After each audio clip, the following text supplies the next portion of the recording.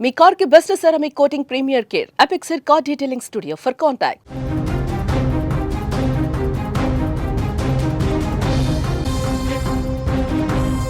ప్రస్తుత రోజుల్లో బంధాలు అనుబంధాలు అనే పదాలకు అర్థమే మారిపోయింది.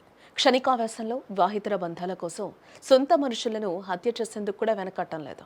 తాజాగా వివాహితర సంబంధం కోసం కట్టుకున్న భర్తను ₹1,00,000 సుపారీ ఇచ్చి చంపించింది ఓ గొప్ప భార్య.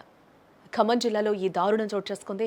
ఏదులాపురం మున్సిపాలిటీ ముత్తగూడెం గ్రామానికి చెందిన బురా శ్రీనివాసరావు అనే వ్యక్తి ఖమ్మం నగరంలో ఓ స్వీట్ షాప్లో గుమస్తాగా పనిచేస్తూ ఉన్నాడు ఇతడు.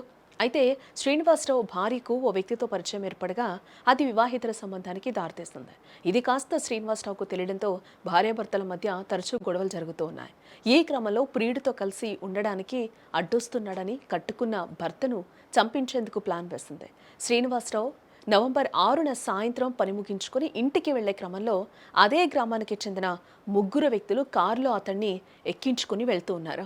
కారులో ఎక్కించుకున్న తర్వాత హత్య చేసి గ్రామ శివారులో ఉన్న ఎన్ఎస్పి కాల్వలో పడేశారు. అనంతరం శ్రీనివాసరావు భార్య అతి తెలివిగా భర్త ఇంటికి రాలేదంటూ బోరున విలపిస్తూ పోలీసులకు ఫిర్యాదు చేయడం జరిగింది. అయితే శ్రీనివాసరావు చెప్పులు బట్టలు కాలువ వద్ద ఉండడంతో పోలీసులు స్థానికులు గాలింపు చర్యలైతే చేపట్టారు. శనివారం శ్రీనివాసరావు డెడ్ బాడీ ఎన్ఎస్పి కాలువలో తేలింది. పోలీసులు డెడ్ బాడీని పోస్టుమార్టానికి తరలించడం జరిగింది. అయితే మృతుడి భార్యపై అనుమానం రావడంతో పోలీసులు ఆమెపై నిఘా పెట్టడం జరిగింది. ఆ అనుమానమే నిజం కావడంతో పోలీసులు ఆమెను అదుపులోకి తీసుకుని విచారించగా అసలు నిజం ఒప్పుకుంది భార్య. దీంతో శ్రీనివాసరావు భార్యతో పాటుగా మరో ముగ్గురిని పోలీసులు అదుపులోకి తీసుకున్నట్లుగా కూడా మనకి తెలుస్తూ ఉంది. ఖమ్మం జిల్లాలో ఈ దారుణం చోటు చేసుకుంది.